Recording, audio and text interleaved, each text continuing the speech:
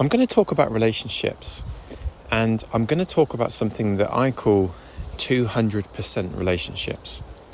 Let me tell you what I mean. I was in a conversation with a client last week, and they were explaining to me how they brought 50% to a relationship, and they were expecting their partner to bring 50% to the relationship. And they were telling me how that would equal 100%. And I knew that this person runs. And I said, when you go running, do you bring 50%? And they said, no, I bring 100%. And this person's a leader at work. And I said, when you lead your team, when you manage your team, do you bring 50%? And they said, no, I bring 100%. And I said, so when you're doing things in life, when are you bringing only 50%? And they said, we have a relationship to everything in life. We have a relationship with our partners. We have a relationship to our food. We have a relationship to our team at work. We have a relationship to our feelings. We have a relationship to anxiety, to fear, the way that we relate to fear.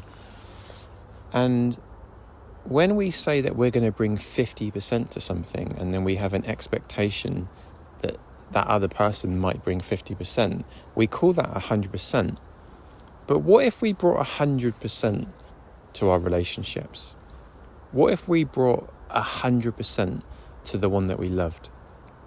And what if they brought 100% too? That's where we have 200% relationships.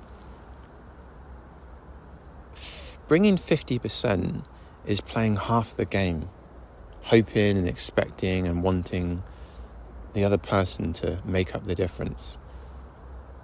So imagine if you're in a relationship where you're both just bringing 50%. How much that's lacking, how much possibility and potential that is missing out on. And imagine the impact on you and the other person if you were to bring 100%. That's where you get a 200% relationship, a relationship that other people admire, that are inspired by. When you're lifting weights at the gym, do you bring 50%, hoping that the weights will bring the other 50? When you're cooking dinner and you're making a nice meal for someone that you love, do you bring 50%, hoping that the ingredients will bring the other 50%? No. If you're smart, you bring 100%, you give it 100%.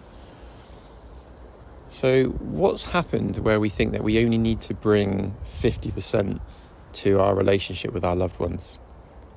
Where are you holding yourself back? What are you holding on to? Chances are, when you first started dating this person, and you don't have to think about this in terms of a romantic relationship, you can think about the relationship you have with your brother, with your best friend, with your kids. When did you decide that you were only going to bring 50%? When you were dating, you were probably bringing 100%. You were probably being the best you, tapping into your spirit, your energy, your aliveness, and showing up as the best version of yourself. When did that change? When did you stop doing that? Chances are you picked up some resentments and fears along the way. Resentments and fears and doubts are the obstacle to love. You can't have love if you have resentments. You can't have intimacy, closeness, connection if you have resentments. Resentments are when we get hurt. Someone does something, someone says something, and it hurts. And then suddenly in that moment we decide to hold ourselves back a little bit, to shut off from love. And then we decide that we're not going to show all of ourselves. We're not going to bring all of ourselves. We're not going to give all of ourselves. And then it creates a blockage. It creates a blockage to having a 200% relationship. So I want to invite you to consider that you are creating the person that you're in a relationship with. What do I mean by that? Again, let's go back to this idea of when you're first dating someone, and some of you might have to think way back, when you're first dating someone, you're not in relationship to who they are.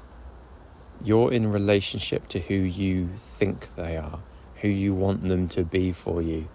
You're in relationship to the possibility of what you guys are going to create together. That's why it's so exciting. That's why it fills you up so much. That's why being in love is the best thing in the world.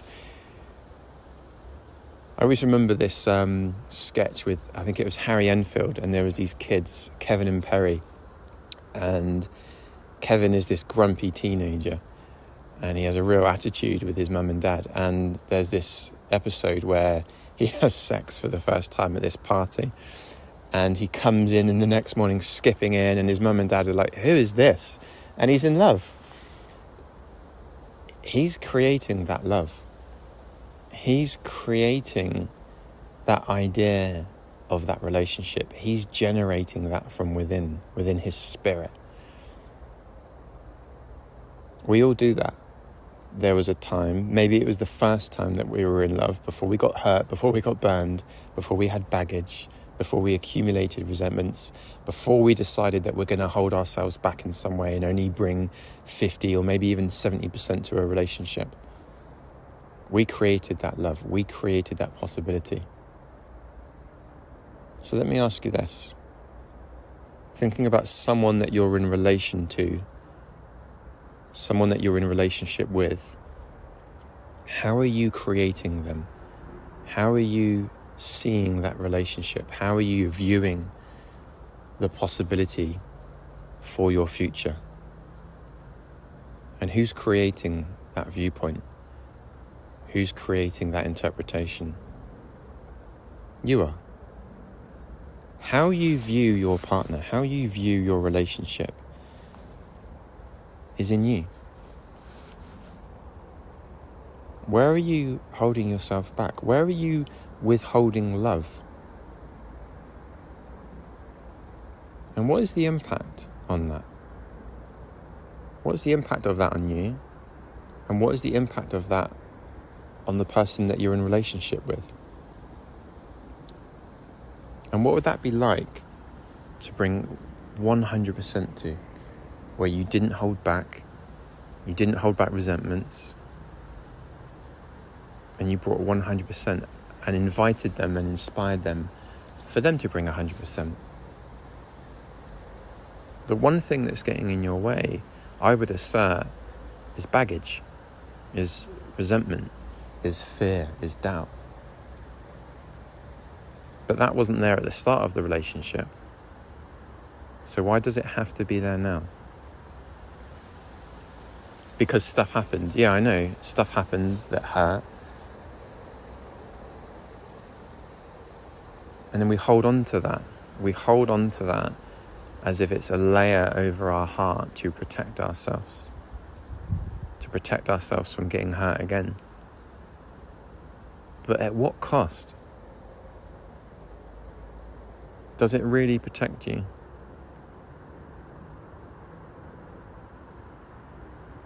From my observation, the cost is love. The cost is connection. The cost is intimacy. So we bring 50% to a relationship, hoping and expecting that our partner might bring 50%, and then we have a 100% relationship. And from my perspective, a lot of relationships are 100% relationships at best.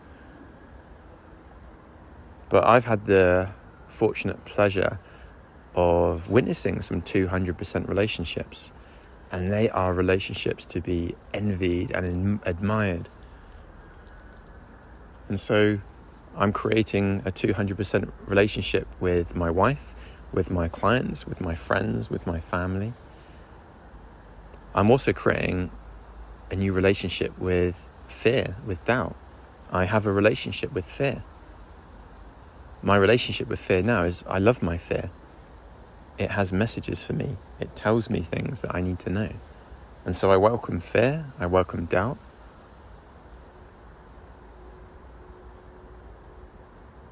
So my question to you is this.